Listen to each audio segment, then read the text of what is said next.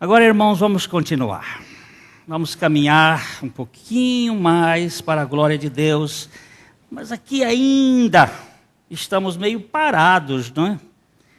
Em Colossenses capítulo 3, verso 1.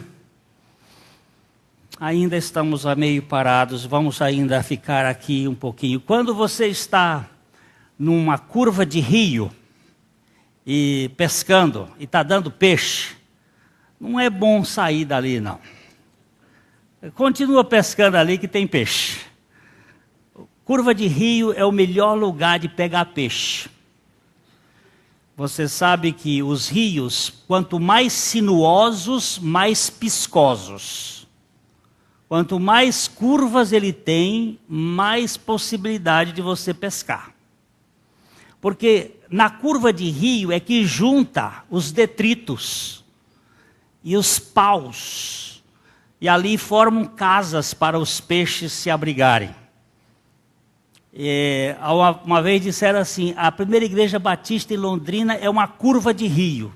E eu fiquei tão feliz, porque eu também faço parte dessas tranqueiras que Deus alcançou pela sua graça.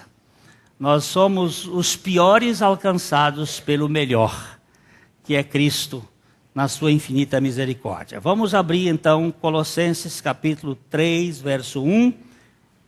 Podemos ler este versículo só. Portanto, se fostes ressuscitados juntamente com Cristo, buscai as coisas lá do alto, onde Cristo vive, assentado à direita de Deus. Pai, nós te agradecemos, porque Tu és um Deus de paciência. Tu és a paciência.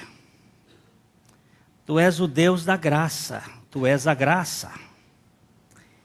E é nesta condição que nós nos aproximamos do Teu trono de graça, mediante o sangue do Senhor Jesus Cristo. Nós temos agora acesso à intimidade do Teu trono, por causa dele. E pedimos-te, Pai Celestial, que Tu nos fales ao coração, pela Tua palavra e pelo Teu Espírito. Glorifica o Teu Filho Jesus, edifica a Tua igreja espalhada pela face da terra. Salva todos aqueles a quem Tens designado, os dispersos que ainda não chegaram no Teu redil, e enche os nossos corações de fidelidade e de alegria para Te servir de todo o coração. É o que nós oramos no nome de Jesus. Amém. Eu recebi um e-mail bem engraçado. Eu vou ler algumas coisas aqui dele, porque assim, são 24 coisas que você não pode morrer sem saber.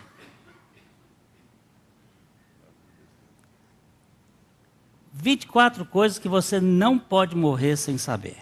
O primeiro delas é o nome completo de Pato Donald.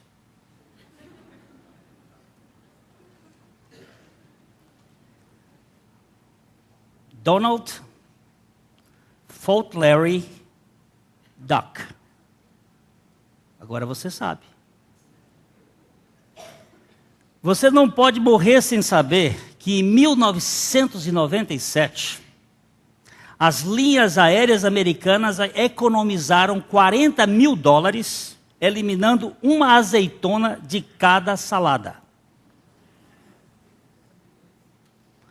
$40 mil. Aqui está, $40 mil. Já é muito dinheiro. Uma azeitona.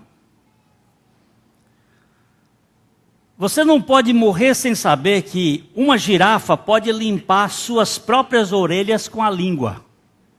Isso é um conhecimento importante.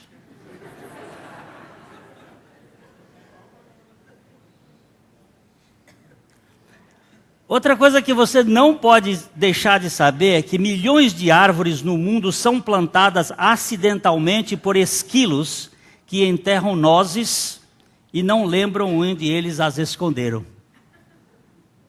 Esquilo também pode sofrer de Alzheimer. Essa é boa, essa é útil até. Comer uma maçã é mais eficiente que tomar café para se manter acordado. Essa é boa. Quando você estiver querendo ficar acordado, coma uma maçã. A sexta que ele apresenta aqui é que as formigas se espreguiçam pela manhã quando acordam. Esse é um conhecimento fantástico.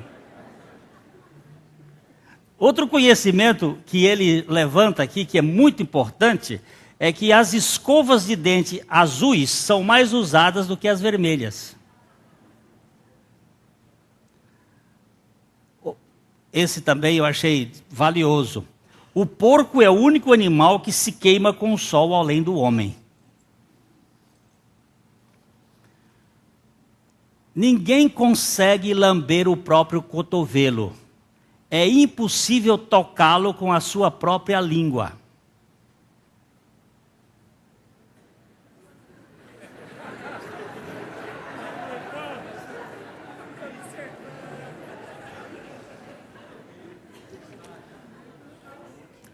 Só um alimento não se deteriora: o mel.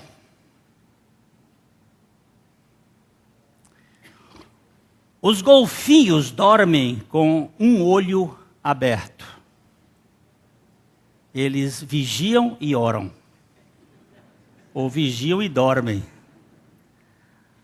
1/3 de todo o sorvete vendido no mundo é de baunilha. Esse é outro conhecimento fantástico.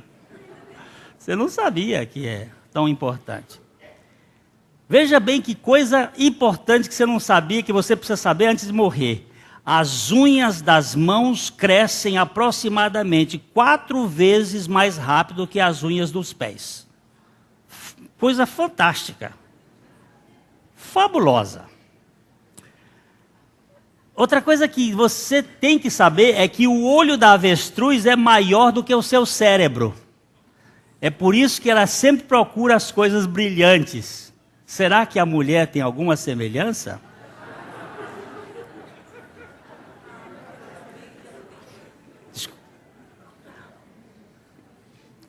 Agora, essa aqui não é muito engraçada, não.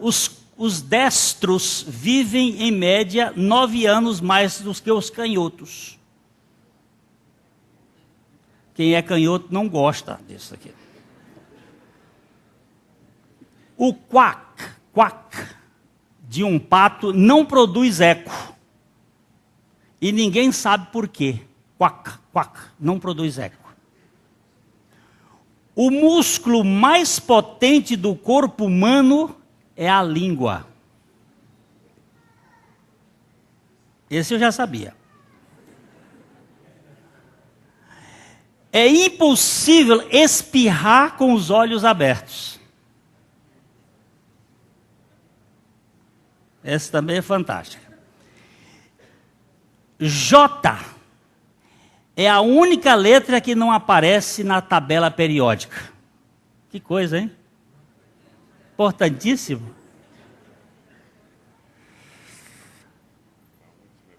Uma gota de óleo torna 25 litros de água impróprio para o consumo. Uma gota.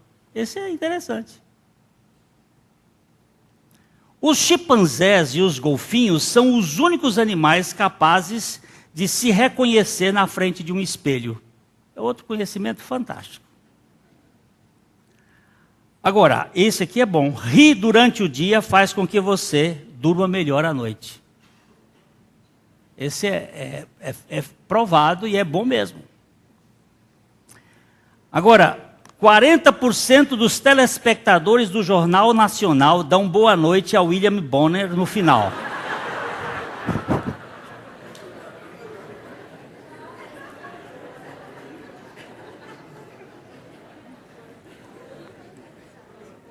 Aí pegou você, né? Eu também dou. Eu acho que o número aqui não está bem próprio, não. E aproximadamente 70% das pessoas que leem esse e-mail tentam lamber o seu cotovelo.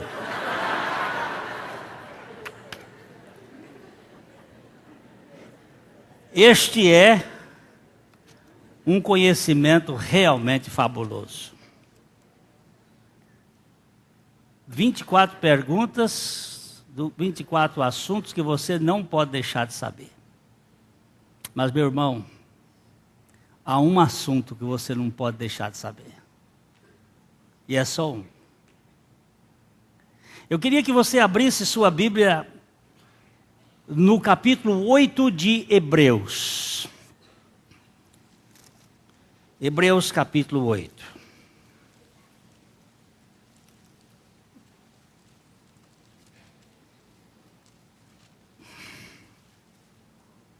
Eu quero pedir que meu irmão Renan leia os 3 primeiros versículos do capítulo 8 de Hebreus. Ora, o essencial das coisas que temos dito é que possuímos tal sumo sacerdote que se assentou à destra do trono da majestade nos céus, como ministro do santuário e do verdadeiro tabernáculo que o Senhor erigiu, não o homem. Pois todo sumo sacerdote é constituído para oferecer tantos dons como sacrifícios. Por isso, era necessário que também esse sumo sacerdote tivesse o que oferecer. Ora, diz aqui o autor, o essencial, a súmula, o cerne, o néctar de tudo que eu já escrevi até aqui. Ele tinha escrito 7 capítulos. O essencial é que temos um sumo sacerdote assentado.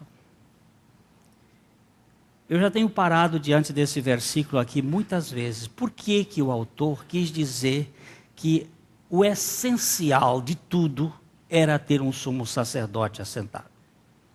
Nós já falamos aqui algumas coisas, mas para completar este assunto, nós precisamos verificar um pouco mais disto, que se isto é o essencial, tem que ter algumas coisas para nós verificarmos. Um sumo sacerdote assentado. Falamos aqui, em outra ocasião, que o tabernáculo, que era composto de um lugar, de um pátio, de um átrio, onde haviam 2 móveis, o altar de bronze e a pia de bronze, a bacia de bronze, para a purificação dos pecados, que tinha o santo, onde haviam 3 móveis, o candelabro com a sua luz, a mesa onde estavam os pães que serviam para o alimento dos sacerdotes, e onde estava o altar de ouro, onde se depositava o incenso para adoração, e o santíssimo lugar, onde estava um móvel composto de 2 partes, a arca toda de madeira revestida de ouro, com uma tampa toda de ouro. Essa tampa era chamada de propiciatório, onde se fazia a propiciação pelos pecados, onde haviam 2 querubins olhando para baixo, para a tampa, representando Cristo e a sua obra. Não havia cadeira, nem trono, nem banco para se assentar. Nenhum sacerdote e nem o sumo sacerdote que entrasse pela primeira porta, lá no átrio, poderia se assentar enquanto estivesse ali dentro. Era um ministério de pé o tempo todo, imolando animais ou prestando serviço no Santíssimo, no Santo, ou o sumo sacerdote no dia do Yom Kippur, uma vez por ano, realizando a expiação em favor do povo, uma vez por ano, não tinha possibilidade de se assentar. Todo aquele ministério do Velho Testamento era figura do céu. Eram coisas que tinham sido dadas de uma maneira emblemática, figurando aquilo que estava no céu. Porém, não havia lugar de assentar. E quando ele está dizendo que o nosso sumo sacerdote está assentado, significa que ele, tendo entrado no verdadeiro tabernáculo, concluiu tudo o que o tabernáculo provisório apontava. Temos um sumo sacerdote assentado. É muito clara essa explanação. Ora, o essencial das coisas que temos dito é que possuímos um tal sumo sacerdote. Essa expressão, um tal sumo sacerdote, é muito parecida com aquela expressão, Deus amou o mundo de tal maneira, é uma maneira inexplicável diante da grandeza do que Deus fez. Um tal sumo sacerdote que está sentado. Eu queria que meus amados irmãos vissem conosco hoje por que ele está sentado. Existem 5 razões bíblicas por que ele está sentado. Vamos para Hebreus capítulo 12.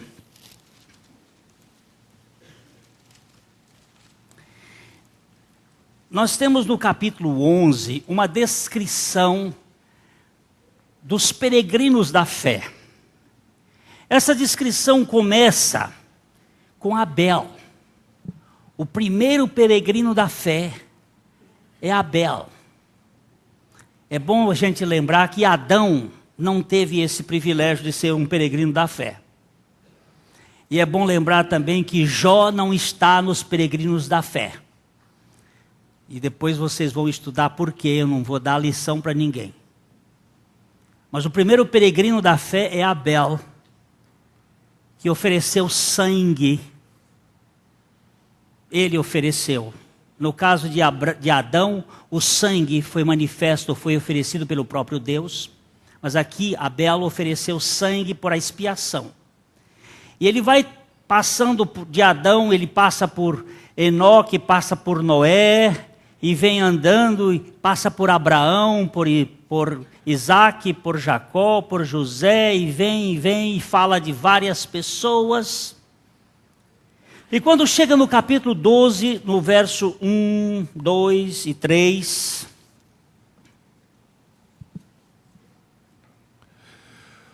Portanto, também nós, visto que temos a rodear-nos tão grande nuvem de testemunhas, desembaraçando-nos de todo o peso e do pecado que tenazmente nos assedia, corramos com perseverança a carreira que nos está proposta, olhando firmemente para o autor e consumador da fé, Jesus, o qual, em troca da alegria que lhe estava proposta, suportou a cruz, não fazendo caso da ignomínia, e está assentado à destra do trono de Deus.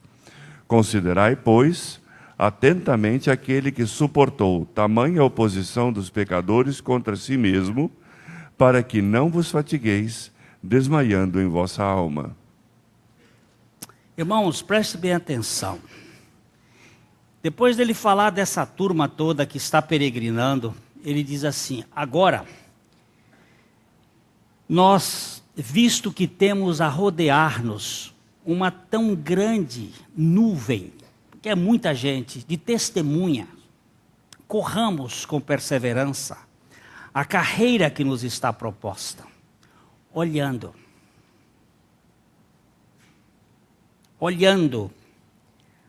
a foral do verbo, da expressão apó, longe, e oral, ver. Ver longe, mirar, contemplar, olhar, atenção para o autor, para o consumador da nossa fé. Jesus, que em troca da alegria que lhe estava proposta, ele suportou a cruz não fazendo caso da vergonha, da ignomínia, do vexame. Mas ele diz assim: está sentado. E está sentado à destra do trono de Deus. Todas as vezes que você encontrar na Bíblia a destra de Deus, você vai encontrar a manifestação da graça de Cristo. Na sua destra, a alegria perpetuamente. À destra de Deus, à direita de Deus, está aquele que se assentou. Se assentou porque ele realizou uma obra tremenda ao suportar a cruz. E é através da obra da cruz, porque nesses 5 modelos, ou nessas 5 expressões do assentar-se, 3 estão ligadas à cruz. E ainda há alguém dizendo que não se deve tratar da cruz, que este assunto já está devidamente esvaziado. Eu quero saber se Deus, na sua infinita sabedoria, colocou como ponto de foco da maior sabedoria a cruz. Quando é que você vai esgotá-la?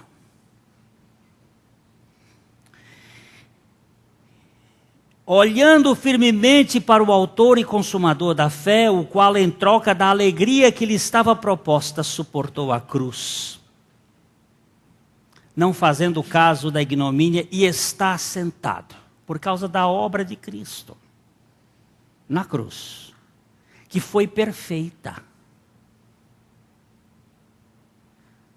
Eu só posso ser salvo, porque Cristo morreu e ressuscitou. Não tem outra salvação. Irmãos, não tem outro assunto. Não tem outra fórmula. Não tem outra maneira. É esta. E ele disse: considerai atentamente aquele que suportou tamanha oposição dos pecadores contra si mesmo, para que não vos fatigueis desmaiando em vossas almas. Nós precisamos atentar com muita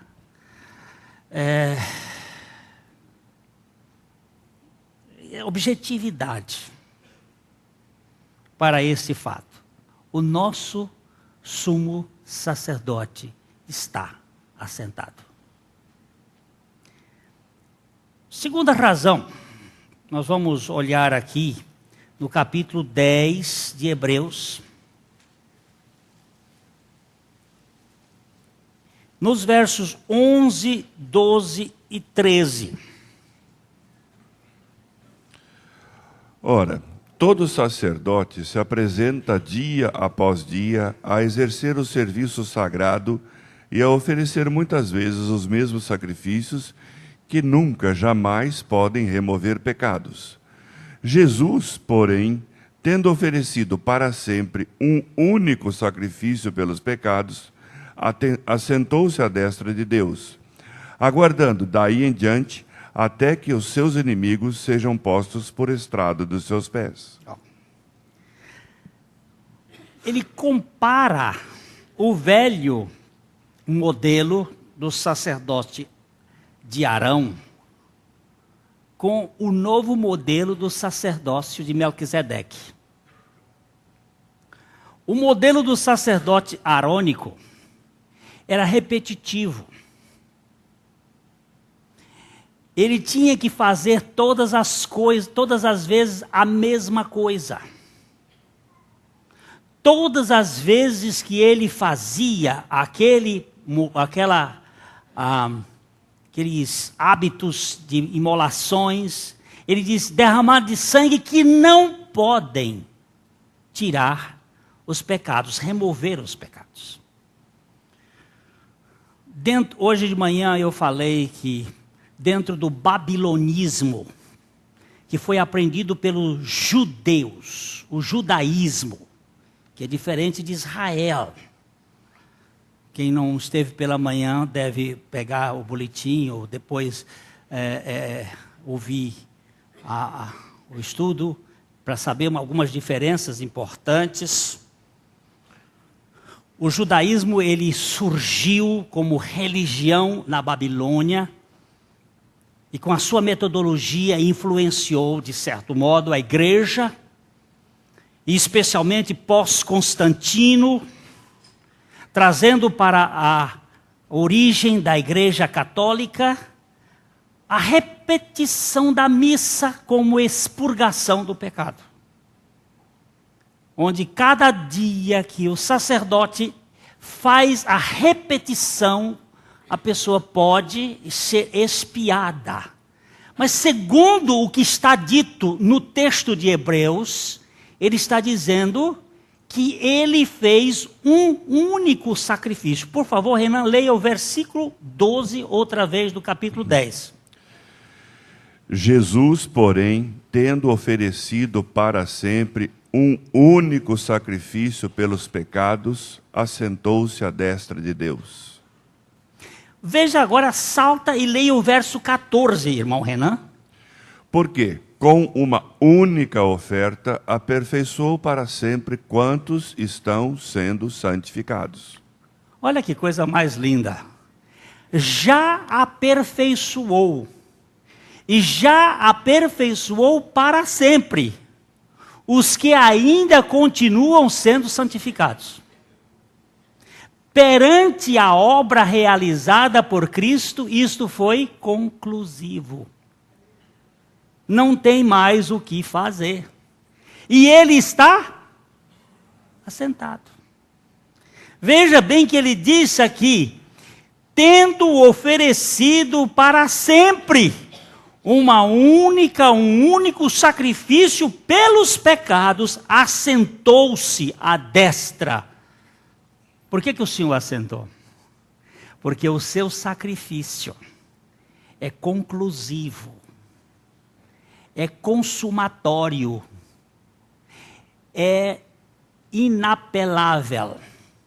Não existe mais um tribunal que você possa apelar. É instância final. Chegou ali e acabou a advocacia. Não tem o que fazer mais. Meu irmão em Cristo Jesus, eu estou lendo Colossenses capítulo 3. Se, portanto, ressuscitastes com Cristo, buscai as coisas lá do alto, onde Cristo está assentado. Por que ele está dizendo isto? Porque esse Cristo que se assentou porque realizou uma obra consumada. Meu irmão, o pecado não tem mais poder sobre nós, ainda que nós possamos pecar, nós não podemos viver mais debaixo do cabresto do pecado. Eu não posso vencer o pecado, mas Cristo venceu o pecado por nós. E você pode ganhar a dimensão da revelação da graça de Deus. E nós temos aqui claro que o sacrifício que ele fez foi um único sacrifício. Não tem repetição, não tem reedição. Vamos fazer uma edição nova do sacrifício de Cristo. Eu me lembro que um dia, um pastor que foi um modelo de homem na televisão brasileira no tempo do J. Silvestre, o show é o limite, o céu é o limite. O J. Silvestre fez respostas da Bíblia e esse é o pastor chamado Neemias Mariem, que já morreu, respondeu. Foi um sucesso. Nunca se vendeu tanta Bíblia no Brasil como naquela época. A Igreja Católica, nesse tempo, fez um contrato com a Sociedade Bíblica do Brasil para publicar Bíblias, aquela Bíblia chamada, na linguagem de hoje, fez um sucesso, porque era uma coisa extraordinária. Tudo que o J. Silvestre perguntava, o Neemias Mariem respondia, e ele dizia, está certa a resposta, está certa a resposta, e ele ficou famoso. Mas este homem, por alguma razão que ninguém pode explicar, debandou-se para um evangelho misturado, tomava até santo daime, andou fazendo, ele escreveu um livro, O Cristo da Nova Era. Eu estou falando publicamente, o negócio é público, não tem? O Cristo da Nova Era, que é uma mistura. E ele chegou a dizer um negócio muito esquisito, que João Batista, ao deitar-se no ombro, no peito de Jesus, é que ele tinha algumas inclinações homossexuais. João Batista não, João o Apóstolo.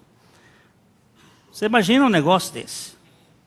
Talvez um bichismo enrustido no seio da alma, porque a gente tem umas coisas esquisitas.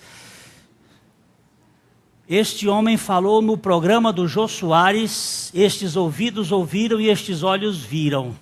Não estou contando e ninguém disse. Precisamos fazer uma releitura da Bíblia. E Jô Soares virou-se para ele e disse, pastor, releitura? Ou uma leitura cuidadosa?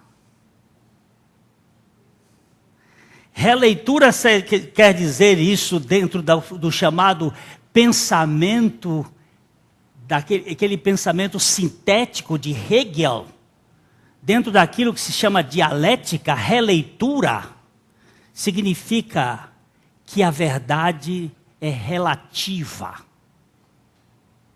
Não a de Deus. A de Deus é absoluta. Havendo Deus falado, falou. Agora pelo Filho. E falou de modo absoluto. Não tem releitura. Tem que fazer uma leitura cuidadosa do significado da obra dele. Irmãos, nós não temos que ter medo de nada e nem apoiar nada que esteja fora dentro do que a palavra de Deus está dizendo. Porque é aqui que está a verdade de Deus. Os céus e a terra passam, mas a palavra de Deus não há de passar. E nós precisamos ter muito cuidado, viu? Aqui nós estamos em terreno firme. É bom que você anote na Bíblia, na sua Bíblia, as expressões no livro de Hebreus que ele diz assim, permanecei firmes, esteja firmes, estáis pois firmes. Firme, a palavra firme significa não ser biruta tonta. Quando um vento de doutrina soprar, você fica ali. Você não vive rodando como biruta de aeroporto, que tem que mudar a rota do avião, porque o vento muda. Aqui o vento de Deus não deixa ficar essa tontura na cabeça. E nós temos diante do Senhor que o seu sacrifício foi suficiente. Eu quero mais um aqui no livro de Hebreus, bem no comecinho, já citado, capítulo 1, e nós vamos ler todo o parágrafo, que é do 1 ao 3. Havendo Deus outrora falado muitas vezes e de muitas maneiras aos pais pelos profetas, nestes últimos dias os falou pelo Filho, a quem constituiu o herdeiro de todas as coisas, pelo qual também fez o universo. Ele, que é o resplendor da glória e a expressão exata do seu ser, sustentando todas as coisas pela palavra do seu poder, depois de ter feito a purificação dos pecados, assentou-se à direita da majestade nas alturas. Tendo se tornado tão superior aos anjos, quanto herdou mais excelente nome do que eles. O escritor aos Hebreus começa mostrando a superioridade de Jesus aos anjos, depois a superioridade de Jesus a Moisés, aos anjos e aos profetas, depois a superioridade de Jesus a Moisés, depois a superioridade de Jesus a Arão e a superioridade de Jesus a todas as coisas. E aqui ele está dizendo o seguinte: olha, Deus falou muitas vezes, falou de muitas maneiras, falou aos nossos pais, mas agora Ele nos falou de uma maneira peremptória pelo Filho. E Ele dá 7 características do Filho.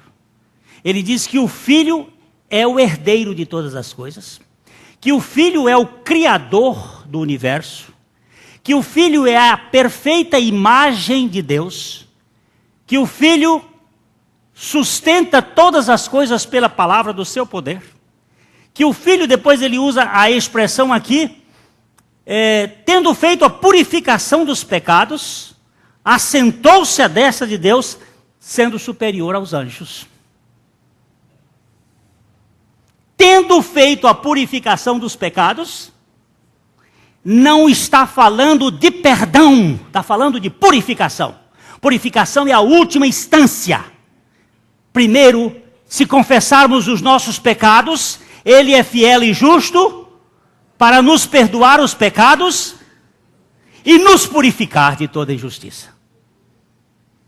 Não somente Ele perdoou, mas Ele purificou. Está escrito: tendo feito a purificação dos pecados, assentou-se à destra do trono na majestade. Os 3 aqui no livro de Hebreus estão falando da obra da cruz. Cristo realizou uma obra completa. Como é que chama a palavra que ele usou na cruz, na língua grega, os que já estudaram? Tetelestai. O que significa esta palavra? Quando no dia que uma pessoa pagava a conta e rasgava a cédula, o oficial do governo dizia para aquela pessoa: tetelestai. Está paga? Você não tem mais PROCON. Ninguém pode te levar mais para os tribunais. A conta foi paga. E agora? Esse sacrifício de Cristo, você ainda vai dizer assim: tem que pagar a conta no milênio. Vai para o milênio. Está doido, senhor? Essa conta foi paga. A suficiência de Cristo é eterna. Está falando de eterno, um sacrifício que é eterno. Que negócio é esta? Que antropocentrismo é este? Que adãozismo é este?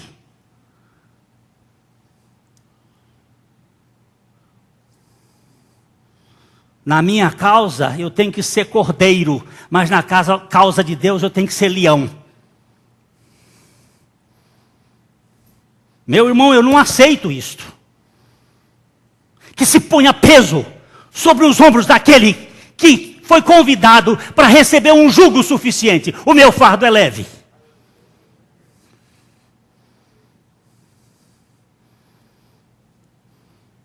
Temos um sacerdote assentado.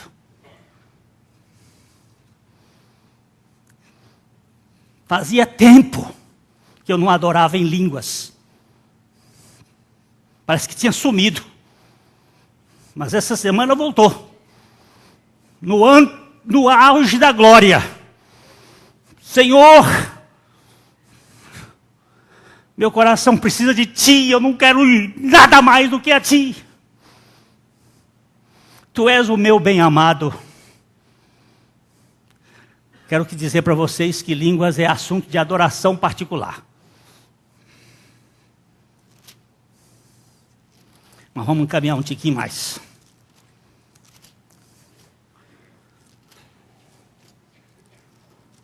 Vamos para Efésios capítulo 1. Efésios capítulo 1. É a oração de Paulo.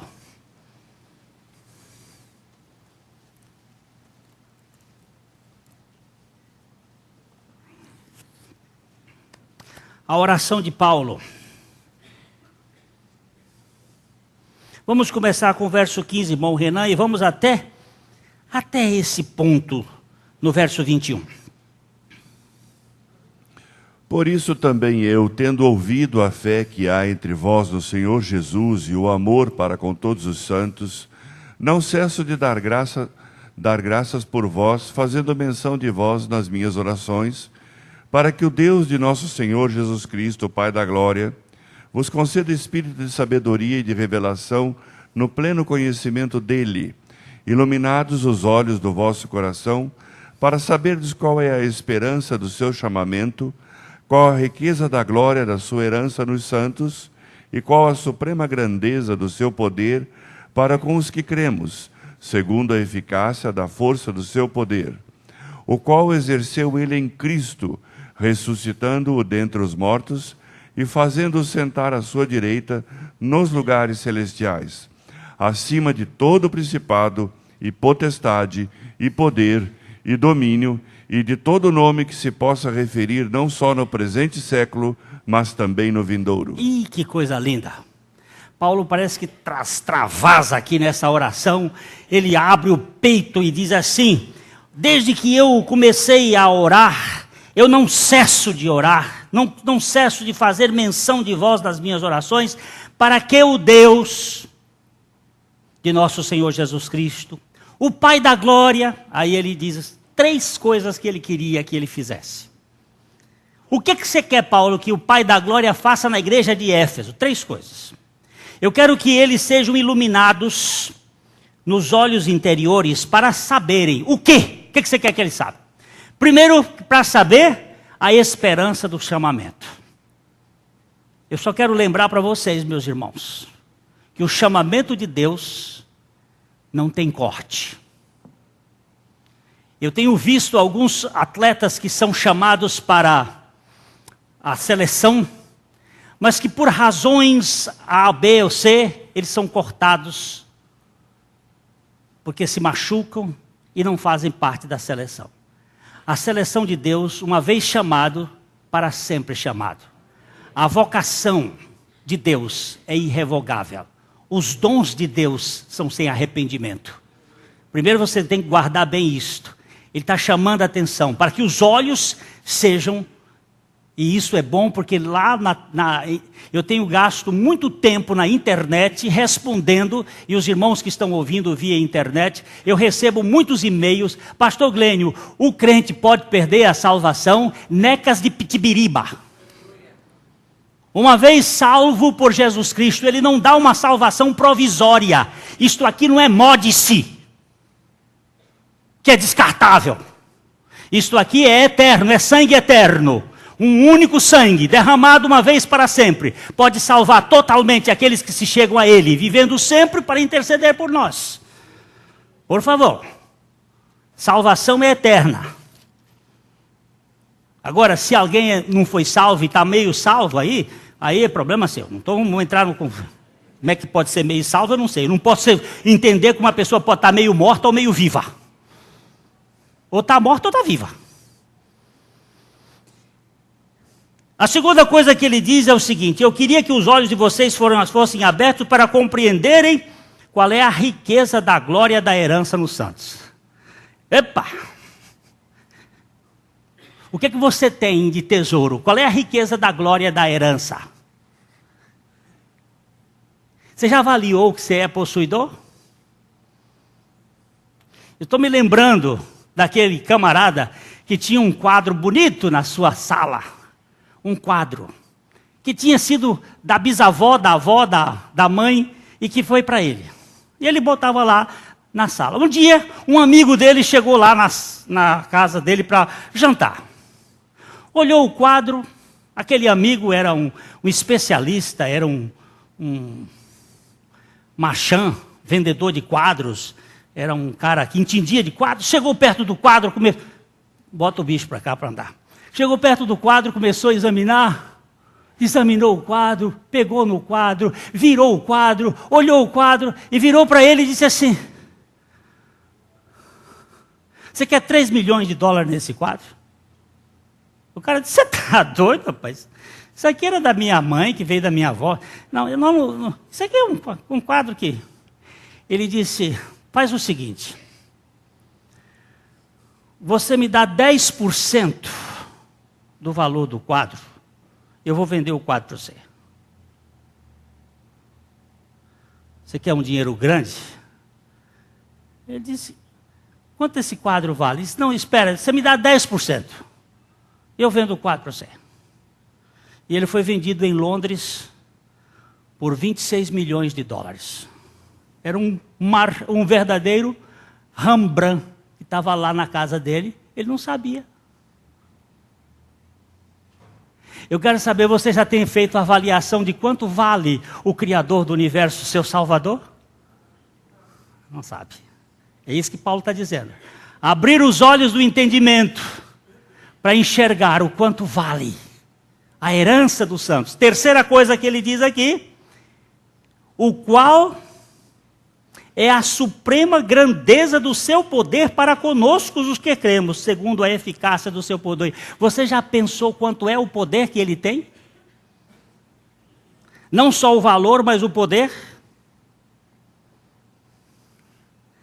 Quando Jesus foi botado numa situação, diz assim: o camarada casou uma vez, casou duas, casou três, casou quatro, casou cinco. Quando ele chegar no céu, de quem é a mulher dele?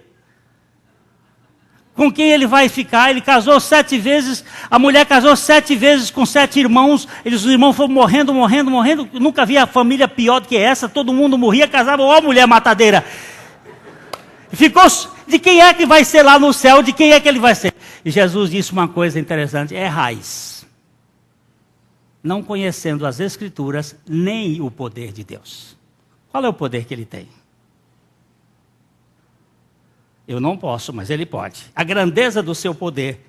A grandeza do seu poder, aí diz, o qual poder exerceu ele em Cristo, ressuscitando dentre os mortos e fazendo-o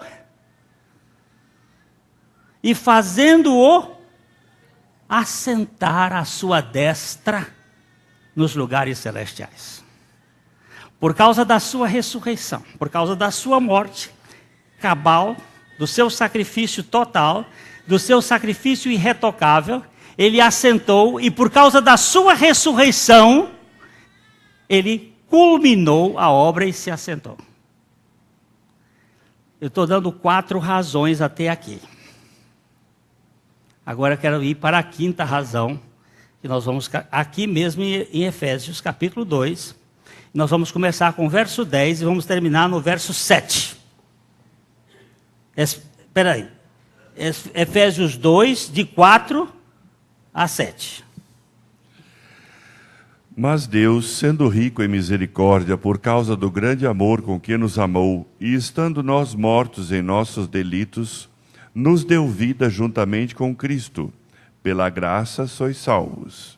E juntamente com Ele nos ressuscitou e nos fez assentar nos lugares celestiais em Cristo Jesus, para mostrar nos séculos vindouros a suprema riqueza da sua graça em bondade para conosco em Cristo Jesus. Agora nós pegamos carona nesse assentar. Cristo, em troca da alegria, suportou a cruz, não fez caso da ignomínia e assentou-se. Cristo, com um único sacrifício, realizou uma obra perfeita e aceitou-se. Cristo, por causa da sua obra perfeita, fez a purificação dos pecados e assentou-se. Cristo, por causa do chamamento que fez, por causa da obra do seu poder, por causa daquilo que ele realizou em nosso favor, realizando completa, assentou-se. Mas agora ele nos fez assentar juntamente com ele nos lugares celestiais. Compartilhamento do assentar-se. Ou seja, o descanso dele é o nosso descanso. O que ele realizou para conosco, realizou para nós. para que nós pudéssemos nos assentar nos lugares celestiais nele. Aqui está dito com todas as letras, e juntamente com ele nos ressuscitou e nos fez assentar nos lugares celestiais em Cristo Jesus. Aí você diz, mas Glênio, eu não estou assentado nos lugares celestiais em Cristo Jesus, eu estou assentado num banco duro da primeira igreja de Londrina agora. Eu digo, você é de cabeça igual a mula, não, pior do que a mula de Balaão, você é igual o Balaão que não enxerga. Você está enxergando só a realidade física, você não está enxergando a realidade espiritual. Nele, tudo que Deus tem para nós é nele, e nele nós estamos assentados nos lugares celestiais. Como é que você sabe disso? Eu sei disso por causa do testamento, da palavra e do Espírito da verdade que mostra a nós pela palavra. Descansa, meu filho. Mas e o que eu vou fazer com os meus instintos?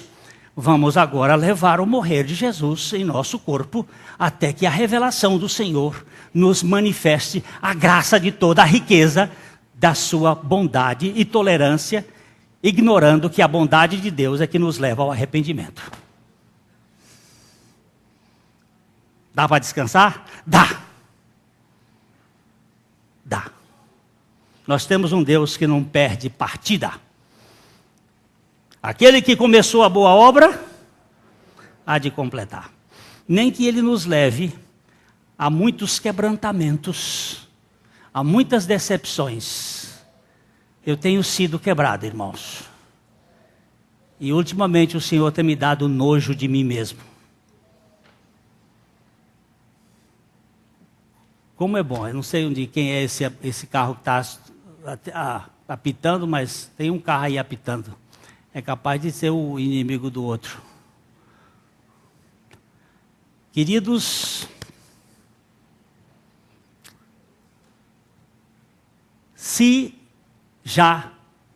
portanto, se já ressuscitamos com Cristo, buscai as coisas lá do alto, onde Cristo vive, assentado. A única vez que a minha Bíblia e a sua Bíblia diz que Cristo esteve de pé, a única vez foi na hora que Estevão chegou lá. Quando Estevão viu os céus abertos, ele estava sendo apedrejado, aquele mundo de pedra sobre ele, e ele diz assim, nas tuas mãos entrego o meu espírito, não imputes a essa turma os seus pecados. Aí o céu se abriu e ele disse, eu vejo os céus abertos e o Filho do Homem de pé. A elegância do nosso Salvador sentado é tão bonita que quando ele vai receber um dos seus, ele fica de pé, ele está sentado lá, intercedendo por nós, que a missão dele hoje é intercessória. A missão salvífica já foi realizada, agora tem a missão intercessória, ele intercede por nós. Ele agora fica de pé elegantemente para receber e dizer assim, vinde benditos de meu Pai, possuí por herança o reino que eu preparei desde a fundação do mundo. Entra, meu filho. Esse Deus está chamando por você e por mim. Não tem outro caminho. Agora eu quero dizer o seguinte, eu não sou de fazer apelo, mas eu queria que você baixasse sua cabeça hoje aqui.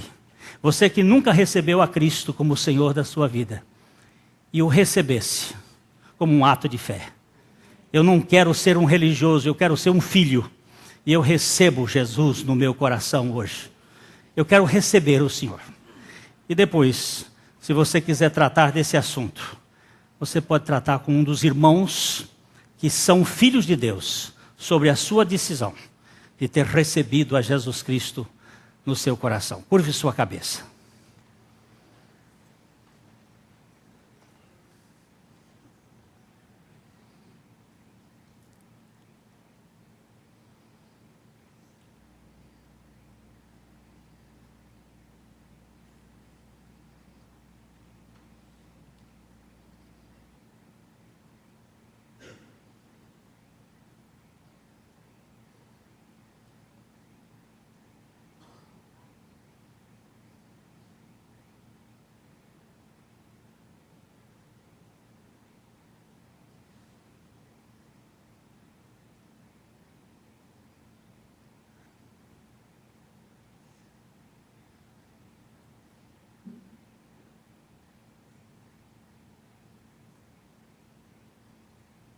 Amado Pai,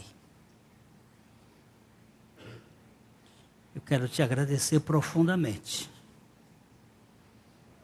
pela tua bondade e paciência e tolerância, sabendo que é este caráter imutável do Senhor que nos leva ao arrependimento. Tu sabes produzir o verdadeiro arrependimento nos corações. E aqui estamos como povo, carentes da manifestação do teu Espírito. Tu vens fazer uma obra no coração de cada um de nós. Dá-nos a certeza de que nós fomos aceitos em Cristo Jesus. Dá-nos a certeza de que a obra do Senhor Jesus é suficiente para a nossa salvação. E pela fé na tua palavra, nós recebemos a pessoa de Cristo e os efeitos da sua obra em nossas vidas.